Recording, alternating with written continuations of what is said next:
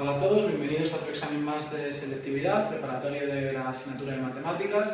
Hoy hemos elegido el examen de 2011 de septiembre, que es bastante variado, tiene límites, tiene discusión de rango de una forma diferente, así que bueno, esperamos que aprendéis con ello y así preparéis selectividad de una mejor forma. Como siempre, gracias por confiar en nosotros y comenzamos ya el examen. En el primer ejercicio nos piden resolver unos cuantos límites, calcular, si mal no recuerdo, una integral y un dominio. Así que vamos a ir poco a poco. El primer límite que nos piden es ese, límite cuando x tiende a infinito de esa función, ¿vale? Vamos a hacerlo un poco más o menos así para que lo veáis en vez de cabeza, explicando el paso que vamos a hacer, y yo creo que no va a tener ningún tipo de problemas en resolverlo. Puesto que es un límite cuando x tiende a infinito, lo que podemos verlo en nuestra cabeza, por eso pongo comillas, sería de esta forma: 2 entre 4 más e elevado a menos infinito, ¿verdad? Puesto que infinito más 1 es infinito con el menos delante. Ahora, vamos a pensar, e elevado a menos infinito lo podríamos escribir, si seguimos desarrollando, de la siguiente manera: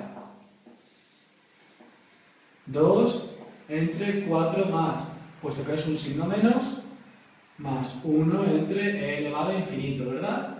Y 1 entre e elevado a infinito, que es infinito, eso daría 0. Por tanto, este límite daría 2 entre 4 más 0, es decir, un medio. ¿Entendido? Yo creo que es bastante sencillo si más o menos tenemos claro cómo se trabajan con e elevado a infinito y a menos infinito. Por otra parte, en el apartado A nos piden algo similar, pero ahora cuando x tiende a menos infinito de la misma función. Que podemos volver a hacer el mismo desarrollo, ¿de acuerdo? Si os dais cuenta, aquí ahora se nos quedaría menos infinito más 1, que sería menos infinito, con el menos delante más infinito. Y ahora se nos quedaría, por tanto, 2 entre 4 más e elevado a infinito. Y e elevado a infinito es infinito. Así que 2 entre infinito. Y 2 entre el número más gigantesco, un número gigantesco, nos daría 0. ¿Entendido? Así que bueno, esto sería el apartado A y podemos continuar ahora con el siguiente apartado. En el siguiente apartado, en el B de este ejercicio, lo que nos están pidiendo es resolver la siguiente integral definida de 0 a 1 de x entre 1 más 3x al cuadrado diferencial de x. Como podéis ver, se trata en el fondo de una fracción en la cual abajo tenemos una función y arriba puede que es su derivada. Recordamos la regla inmediata del logaritmo. Sabemos que una integral que tenga esta forma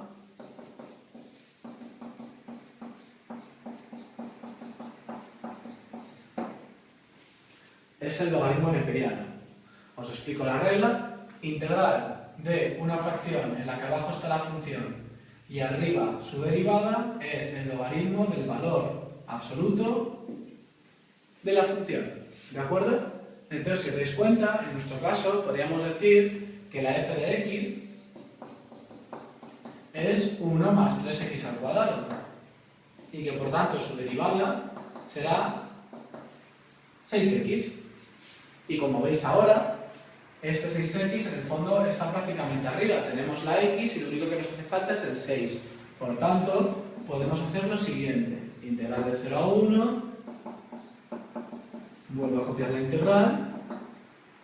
Y puesto que necesitamos un 6, vamos a poner el 6. Pero como no podemos añadirlo de manera gratuita, fuera, ponemos un sexto. ¿De acuerdo? En el fondo lo que estamos haciendo es multiplicar por 1. 6 por un sexto nos daría 1, así que no habría ningún tipo de problema. Ahora, aplicando la regla, ya sabemos que abajo tenemos la derivada, arriba tenemos la derivada de lo de abajo. Así que nos encontramos ante que esta integral nos da un sexto del logaritmo neperiano del valor absoluto de la función que hemos escogido, es decir, 1 más 3x al cuadrado. Todo esto integrado de 0 hasta 1.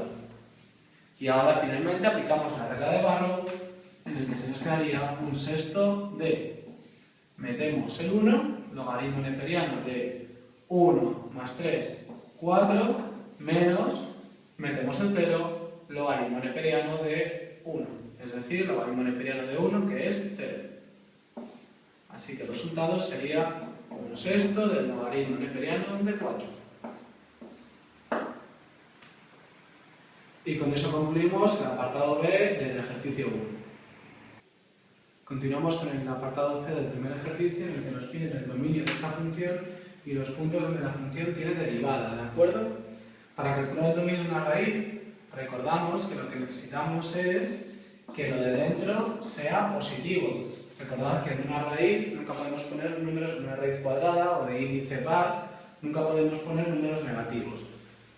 Tenemos que resolver esa inecuación, entonces lo que hacemos primero para resolver una ecuación de segundo grado es el primer paso, calcular las raíces.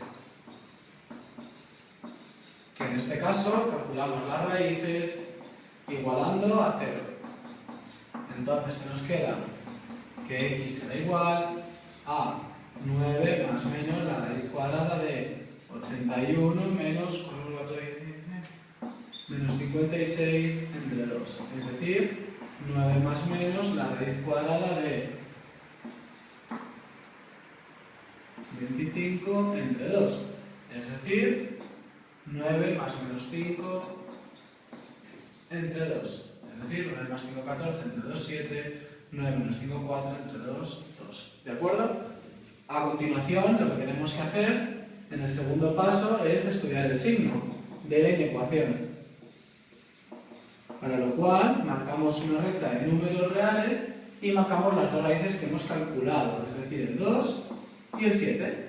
Y vamos a ver el signo que tiene nuestra ecuación en cada uno de los sitios, de los intervalos en los que nos han salido, ¿vale? A la izquierda del 2, teniendo en cuenta que aquí está el menos infinito y aquí el infinito, pues a la izquierda de 2 tenemos x igual a 0, ¿verdad? Y si la x es igual a 0, lo metemos en nuestra inecuación, o en nuestra ecuación da igual, que nos queda 0 menos 9 más 0, 14. Es decir, aquí somos positivos. Entre el número 2 y el número 7 podemos poner el 3, que se nos quedaría 9 más 14, que nos daría 23, menos 27, que nos daría algo negativo. Y finalmente, del 7 a infinito podemos poner el 10, que nos daría 100 menos 90 más 14, que nos saldría positivo. Por tanto, esta inecuación, es decir, lo de dentro de la raíz, es positivo en estos dos intervalos. Y en el intervalo menos infinito 2 y en el intervalo 7 infinito. Y por tanto, el dominio de la función es desde menos infinito hasta 2 cerrado, porque el 2 si lo metemos daría 0 y la raíz de 0 sí que existe, unión 7 infinito. ¿De acuerdo? Y ahora, por otra parte, nos quedaría calcular los puntos donde la función tiene derivada. Para eso es prácticamente lo mismo que hemos hecho con el dominio, modificando un poco la resolución. Como estamos hablando de derivadas, se ha guardado simplemente la resolución de la ecuación, ¿vale? Como estamos hablando, ya os decía, de derivadas, lo primero que vamos a hacer va a ser calcular la derivada de esa función. F' de x será, aplicamos la regla de la derivada, que es 2 por la raíz en el denominador y arriba la derivada de la raíz 2x menos 9, ¿verdad? Y ahora tenemos que saber en qué puntos vamos a tener derivada. Estaréis de acuerdo conmigo en que ahora arriba nos da igual, pero abajo tenemos un denominador y por tanto abajo no podemos dar 0. Por tanto, ¿dónde vamos a tener la derivada? Tendremos los puntos donde existirá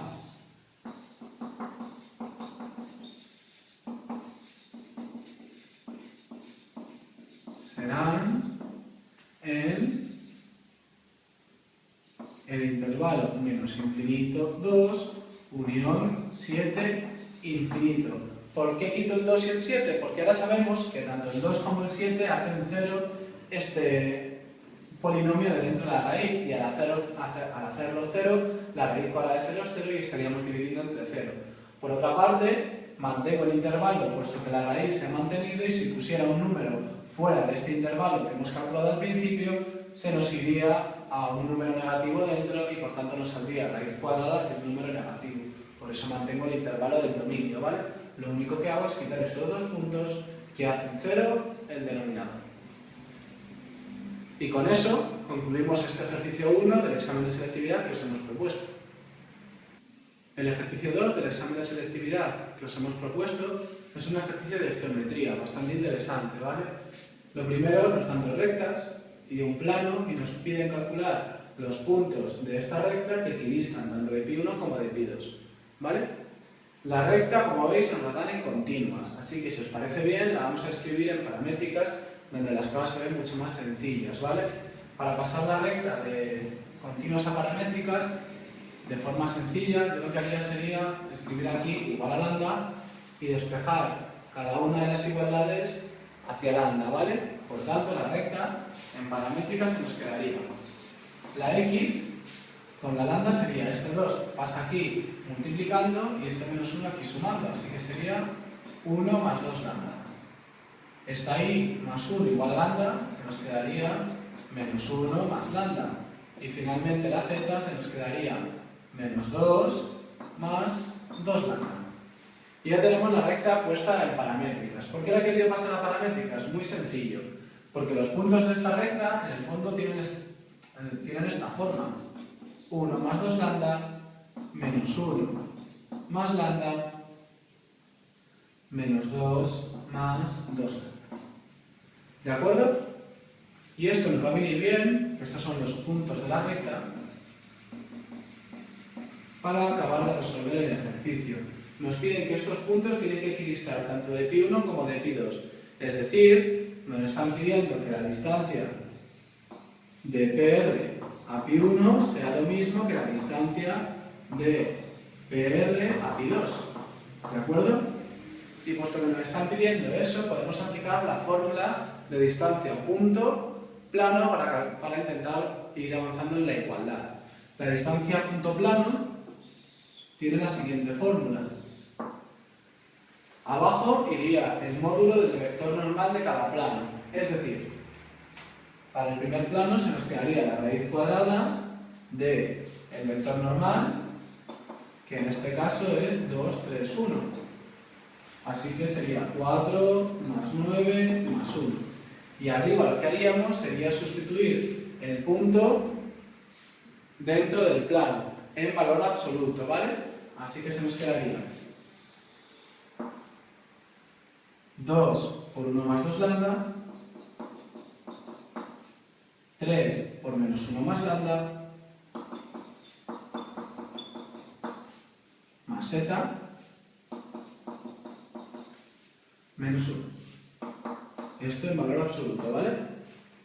Y por otra parte, en la parte de la derecha de la igualdad, se nos quedaría la raíz cuadrada del vector normal de pi2, que recordaros que el vector normal de pi2 lo podemos ver aquí, que sería 2, 1, menos 3, ¿verdad? Así que sería 4 más 1 más 1. Y arriba tendríamos que volver a hacer lo mismo, meteríamos los puntos de R ahora en nuestro pi2. Así que valor absoluto y empezamos a sustituir los puntos de R, ¿de acuerdo? 1 más 2 lambda aquí, así que se quedaría 2 por 1 más 2 lambda más i, es decir, menos 1 más lambda menos 3 por la z, es decir, menos 3 por menos 2 más 2 lambda menos 1. Esto es valor absoluto, ¿de acuerdo? Ahora, puesto que tenemos que quitar los valores absolutos porque las raíces se nos van, lo que hacemos es, los quitamos tal cual y en una de las dos igualdades ponemos más, menos, ¿vale? Así que quitamos los valores absolutos. Bueno, si os parece antes, para que lo veáis mucho más claro, vamos a desarrollar un poco todo con valores absolutos para dejarlo solo con lambdas y después a continuación quitamos los valores absolutos que a lo mejor lo veréis mucho más claro, ¿vale? Así que se nos quedaría en la igualdad de la izquierda, en la parte de la igualdad de la izquierda, es 2 más 4 lambda menos 3 más 3 lambda menos 2 más 2 lambda menos 1. Y en la parte de la derecha, 2 más 4 lambda menos 1 más lambda más 6 menos 6 lambda menos 1. Es decir, 4 más 3, 7 más 2, 9 lambda. Y por esta parte, 2 menos 2, 0, menos 3, menos 1, menos 4. Y en esta parte, 4 lambda más lambda nos haría 5 lambda menos 6 lambda menos lambda. Y aquí, 2 menos 1, menos 1, 0, más 6. Y ahora yo creo que está mucho más sencillo para que veáis lo que voy a hacer. Tengo que quitar este valor absoluto y este valor absoluto, así que los quito tal cual. Y en una de las dos partes de la igualdad pongo más menos. ¿De acuerdo? ¿Y ahora qué tenemos que hacer? Pues resolver las dos ecuaciones que nos han salido, una con el más y otra con el menos, ¿vale? Así que primero con el más y se nos quedaría 9 lambda menos 4 es igual a menos lambda más 6. Es decir, ese pasaría ahí y se nos quedaría 10 lambda es igual a 10. Por tanto, lambda sería igual a 1. Y por otra parte, si resolviéramos con el signo menos, 9 lambda menos 4 es igual a lambda menos 6. Es decir, 8 lambda y ahora menos 6 más 4 sería menos 2. Menos 6 más 4 menos 2. Es decir, que la lambda en este caso nos valdría menos 2 octavos, es decir, menos 1 cuarto. Y ya tenemos los dos valores de lambda. Lo único que nos quedaría ahora sería calcular el punto. Pues si la lambda vale 1, el punto de la recta será, el punto 1, vamos a ponerlo, será lambda vale 1, 1 más 2, 3, recordad que estos son los puntos de R, menos 1 más 1, 0, menos 2 más 2, 0. Y si la lambda vale menos 1 cuarto, se nos quedará el punto 2, que será 2 por menos 1 cuarto, que sería menos 2 cuartos, es decir, menos 1 medio, 1 menos 1 medio, 1 medio. Ahora, menos 1 más lambda, es decir, menos 1 menos 1 menos 1 cuarto, que sería menos 5 cuartos. Y finalmente, menos 2 más 2 lambda, es decir, menos 2 menos 2 cuartos. Es decir, menos 2 menos 1 medio, que sería menos 5 medios. Y con esto tendríamos los dos puntos que nos han pedido, P1 y P2. Y con esto concluimos el apartado A del segundo ejercicio.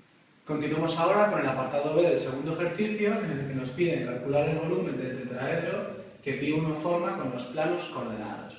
Es decir, para que lo veáis más claro, aquí tenemos tres planos coordenados, ¿verdad? X y Z, pues tenemos plano XZ, plano ZY y plano XY. ¿Lo veis? Pues ahora es probable que Pi1 corte de alguna forma de modo que se forme un tetraedro. Entonces, lo suyo será calcular. Sabemos que el tetraedro tiene como uno de los vértices el origen y será calcular el punto A, el punto B y el punto C. ¿De acuerdo? Esto se puede hacer de diferentes formas. A mí me gusta verlo siempre como que el punto A, el punto B y el punto C es la intersección de nuestro plano con cada uno de los ejes, con el eje X, con el eje Y y con el eje Z, que son rectas, ¿verdad? ¿Cuál es la ecuación del eje X? Del eje OX. Pues hombre, puesto que solo tenemos valores en la X, será así, ¿verdad? El eje X, ¿cómo es? Los puntos del eje X es el punto 1, 0, 0, 2, 0, 0, 3, 0, 0, 4, 0, 0, menos 1, 0, 0. Por tanto, la recta será X igual a lambda y luego Y0, Z0. ¿De acuerdo? Así que, ¿cuál será el punto C? El punto C es la intersección de Pi1 con el eje OX. Así que calculamos el punto C.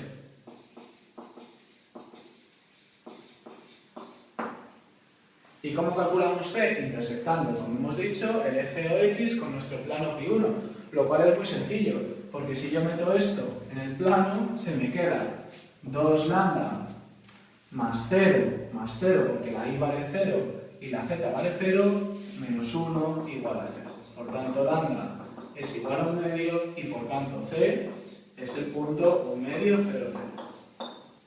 ¿De acuerdo? Lo mismo va a pasar pues, con el eje OI. El eje OI, su ecuación será la x vale 0, la y vale lambda y la z vale 0. Y por tanto, nuestro punto B será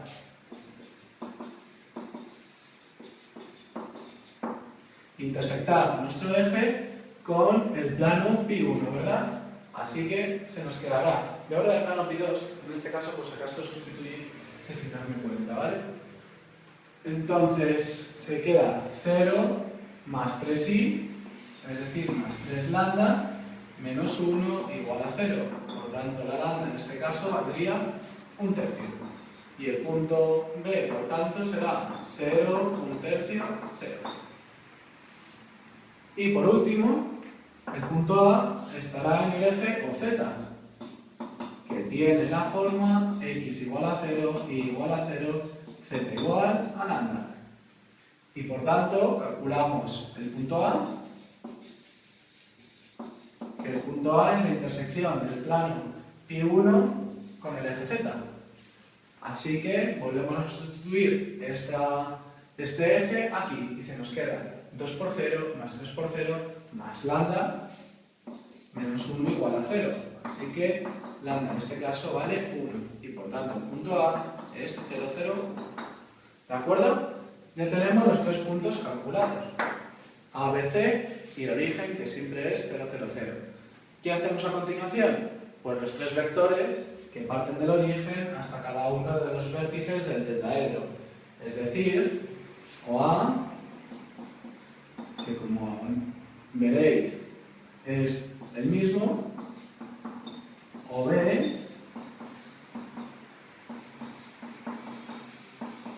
y OC.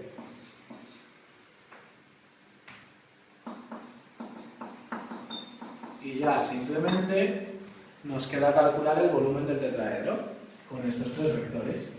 El volumen del tetraedro será 1/6 del producto mixto, OA, OB, OC. Es decir, 1/6.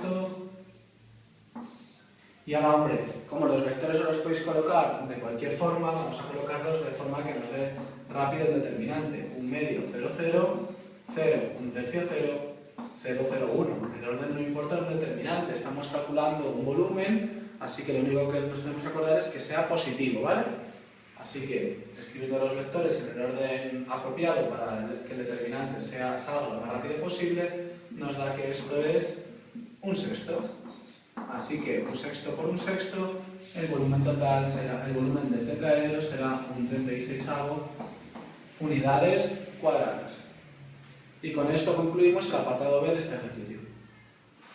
Continuamos con el apartado 3 del ejercicio 2 que estamos resolviendo, ¿vale? En el cual he dejado lo único que vamos a necesitar.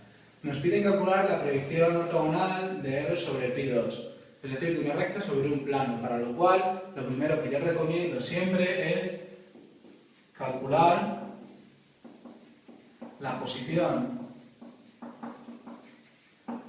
relativa entre la recta y el plano, de modo que podamos escoger en función de qué posición tienen la forma mejor de resolverlo, ¿vale? Así que, puesto que esto me lleva mucho tiempo y además es probable que no sea para resolver el ejercicio, vamos a proceder a ello.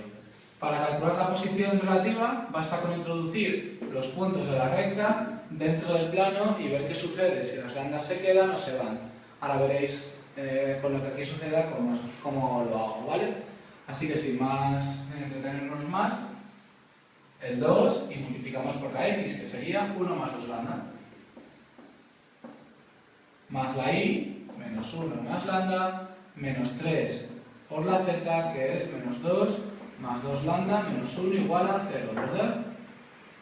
Comenzamos a operar y se nos quedaría 2 más 4 lambda menos 1 más lambda más 6 menos 6 lambda menos 1 igual a 0. Agrupamos las lambdas. 5 lambda menos 6 lambda se nos hace menos lambda y 2 más 2 menos 1 menos 1, 0 más 6 igual a 0. Por tanto, lambda es igual a 6. ¿Esto qué significa? Que cuando la lambda vale 6 hemos encontrado un punto en común entre la recta y el plano. Es decir, recta y plano se cortan. ¿De acuerdo?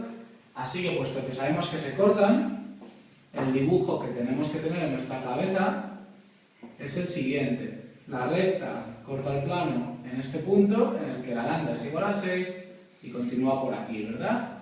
¿Cuál es, por tanto, la proyección ortogonal? La proyección ortogonal será la sombra que deja la recta sobre el plano, para lo cual podemos escoger un punto de la recta cualquiera y bajarlo con una perpendicular, ¿verdad? Al plano. De modo que aquí se formen 90 grados y aquí tengamos este punto que es la proyección, ¿verdad? Y por tanto la sombra será, para que lo veáis mejor, la unión de estos dos puntos. ¿De acuerdo? Si habéis visto todo el procedimiento y lo habéis entendido, que lo voy a repetir, escogería un punto de la recta, lo proyectaría sobre el plano con una perpendicular para calcular este punto M y la unión es la sombra que deja. ¿De acuerdo? Así que sabiendo eso, simplemente tenemos que poner sobre el papel el razonamiento que acabamos de hacer. Así que vamos a ver lo que tenemos. Nosotros conocemos este punto, porque este punto es el punto de valor lambda igual a 6. Así que un punto, el punto de corte, será cuando la lambda vale 6, es decir, 6 por 2, 12, más 1, 13, 6 menos 1, 5, 6 por 2, 12, menos 2, 10. ¿De acuerdo? Y ahora lo que necesitamos es escoger un punto de la recta cualquiera. ¿Cuál vamos a escoger? Pues uno sencillo, por ejemplo, cuando la lambda, escogemos un valor de lambda, por ejemplo, lambda igual a 1. De modo que sacamos otro punto de la recta. Acordaros que conforme le vais dando valores a lambda, nos salen puntos en la recta. Por tanto, si la lambda vale 1, el punto R será 1 más 2, 3, 1 menos 1, 0, 2 menos 2, 0, ¿verdad? Ya tenemos este punto. Ahora, ¿qué hemos dicho que teníamos que hacer?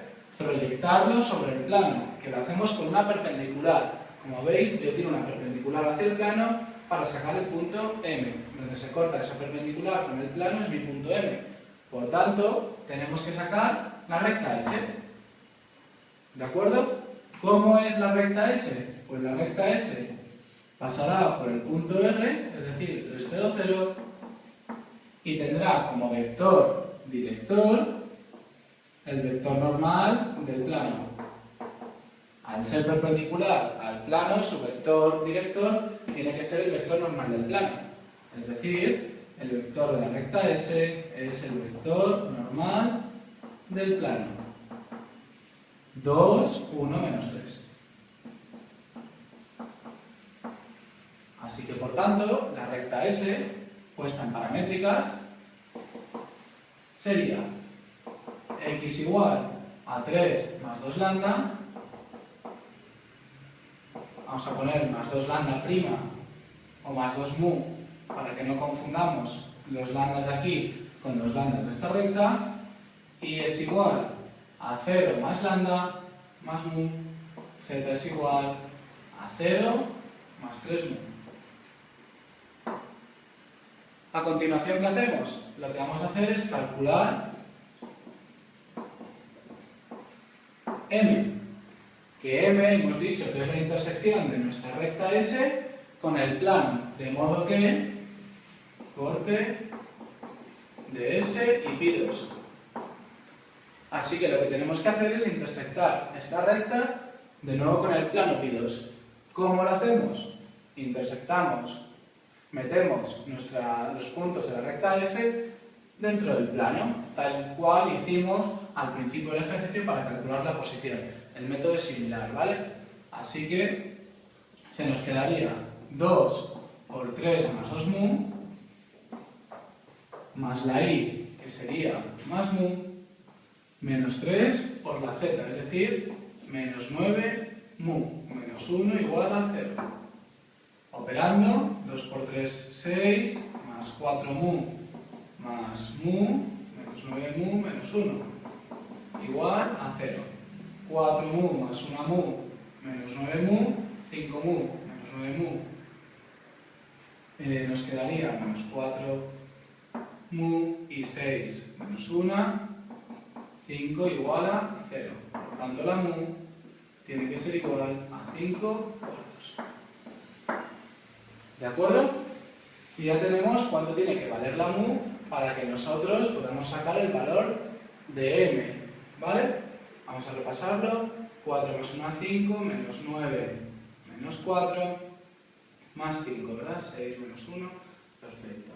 Así que sustituimos el valor de mu para sacar la m y se nos quedaría m es igual, bueno, m sería 3 más 2 por mu, es decir, 3 más 10 cuartos,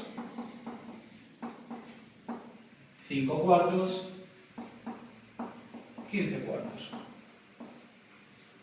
En el fondo, que sería lo mismo que 3 por 4, 12, más 10, 22 entre 4, 5 cuartos, 15 cuartos. ¿De acuerdo? Y ya tenemos nuestro punto M. Y ya tenemos los dos puntos. Tenemos el punto M y el punto de corte. Así que el tercer paso es calcular la recta proyección.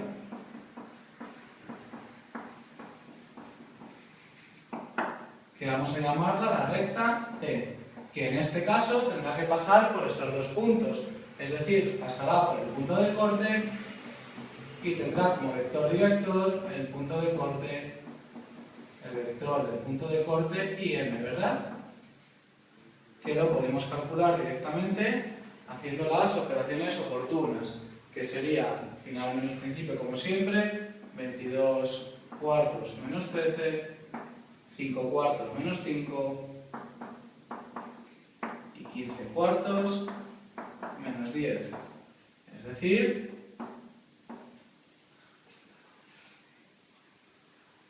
vamos a operar esto, 52, 22 menos 52 menos 30 cuartos. Esto sería menos 20, así que aquí se nos quedaría menos 15 cuartos. Y finalmente, 40 menos 15 menos 25, es decir, menos 25 cuartos. ¿De acuerdo? Por tanto, la recta solución la escribimos aquí y será la recta T, pasa por el punto de corte, por tanto tiene 13 más menos 30 cuartos, es decir, 30 menos 15 medios de ρ, y será igual a 5 menos 15 cuartos, con otro parámetro, y z igual a 10 menos 25 cuartos, y con esto tenemos nuestra recta, disculpad, he puesto 14 en vez de 15, nuestra recta solución. Y concluimos el ejercicio 2 y el apartado C. Continuamos ahora con el ejercicio 3 del examen que estamos resolviendo, en el que nos piden discutir el rango de esta matriz en función de los valores de A. Si nos fijamos un poco, podemos asegurar siempre que tenemos rango 2. Gracias a este determinante, el rango de A será como poco 2, mayor o igual que 2, ¿de acuerdo? Ahora lo que queremos comprobar es si puede tener rango 3 o en qué casos, ¿vale? Así que vamos allá. Lo primero que hacemos es escoger el determinante más grande que podamos, ¿vale? Siempre de 3 por 3. Y bueno, que ya que escogimos este menor 2 por 2 para demostrar el rango, lo suyo es que esos determinantes que nosotros escojamos partan de ese menor. Así que el primero que nosotros vemos es 1, 3 menos 2, menos 1, 1, disculpad, A, 2, 0, menos A. En este caso, si empezamos a resolver, se nos quedaría menos A, 0, más 6A, menos, abrimos paréntesis, menos 4, 0, y ahora más 3A. Es decir, se nos quedaría 6A menos A sería 5A, menos 3A, 2A, más 4.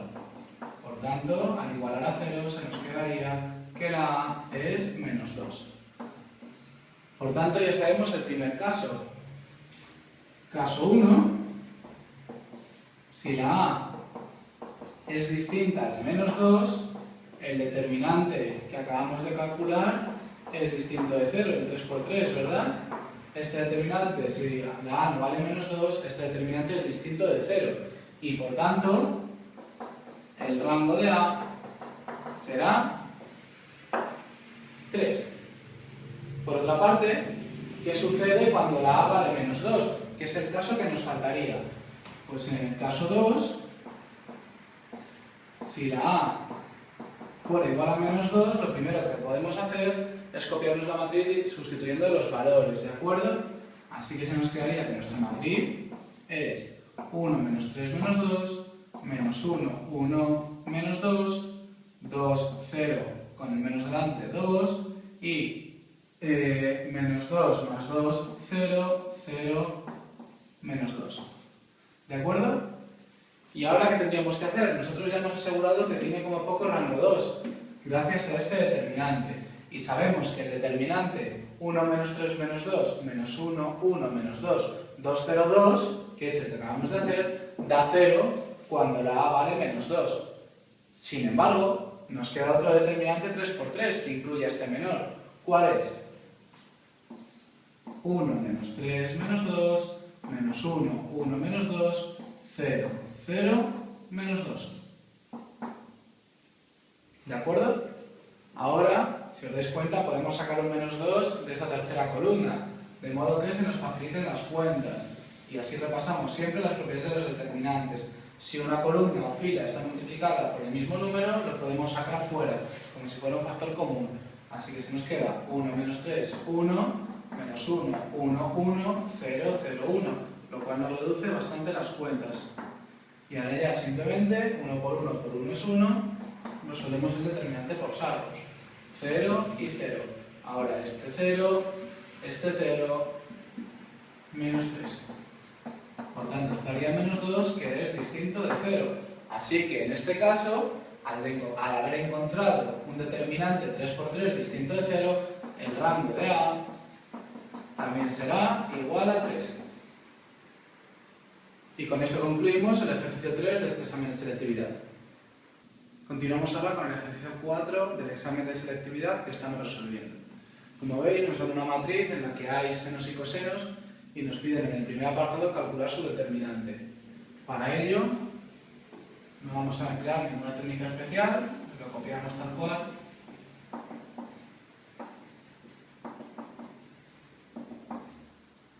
Y si lo resolviésemos por salos, disculpad, se nos quedaría seno de x por menos seno de x por 1, es decir, menos seno al cuadrado de x, acordaros el 2 dónde va, este por este 0, este por este 0, menos, abrimos paréntesis, 0 por este 0, este por este 0, coseno de x por coseno de x por 1, coseno al cuadrado de x, ¿de acuerdo?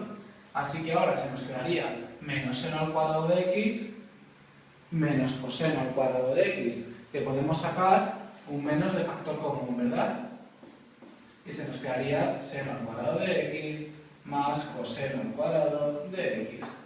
Y esto, por propiedades trigonométricas, es 1. Así que el resultado de nuestro determinante es menos 1 por el menos que estaba delante. Continuamos ahora con el apartado B, en el que nos piden calcular m al cuadrado. Para calcular m al cuadrado, lo que vamos a hacer es multiplicar la matriz m por sí misma. Así que se nos quedará m al cuadrado es m por m, y por tanto seno de x, coseno de x, 0, coseno de x menos seno de x, 0, 0, 0, 1, por seno de x, coseno de x, 0, coseno de x menos seno de x, 0, 0, 0, 1. Y comenzamos a operar con la multiplicación de matrices. Y se nos queda seno de x por seno de x, seno al cuadrado de x, más coseno de x por coseno de x, más coseno al cuadrado de x, más 0 por 0, 0. Continuamos, seno de x por coseno de x, más coseno de x por menos seno de x, lo cual eso da 0, ¿verdad? Seno de x por coseno de x, menos seno de x por coseno de x, así que eso 0. Y seno de x por 0 más coseno de x por 0 más 0 por 1, 0. Continuamos ahora con la segunda fila, lo cual se nos queda coseno de x por seno de x más menos seno de x por coseno de x. Es decir, otra vez 0, ¿verdad? Coseno seno menos coseno seno, 0. Seguimos, coseno de x por coseno de x, coseno al cuadrado de x, y más menos seno de x por menos seno de x más seno al cuadrado de x, más 0 por 0, 0. Y la última multiplicación de esta fila, esto por esto, que nos daría 0, ¿verdad? Este por 0, más este por 0, más este por 0. Finalmente, la tercera fila, esto por esto, nos daría siempre el término de la tercera fila, si os dais cuenta, 0 por esto, más 0 por esto, más 1 por 0, 0. Esto, 0 por esto, más 0 por esto, más 1 por esto, 0. Y finalmente 1. Y ahora ya, volviendo a aplicar las propiedades de la trigonometría, el resultado de la matriz sería 1, 0, 0, 0, 1, 0, 0, 0, 1. Y esta matriz, recordad que es la identidad. Y para finalizar, terminamos con el apartado C, en el que nos pide calcular m a la 25. Evidentemente no vamos a multiplicar la matriz m por sí misma 25 veces. Vamos a pensar con los datos que hemos ido sacando, ¿de acuerdo? Sabemos nosotros que m al cuadrado es la identidad, ¿verdad? Y por tanto m al cubo será lo mismo que m al cuadrado por m. Y por tanto, i por m. Es decir, me volverá a dar m. Por otra parte, m a la cuarta será m al cuadrado por m al cuadrado, es decir, identidad por identidad, es decir, la identidad.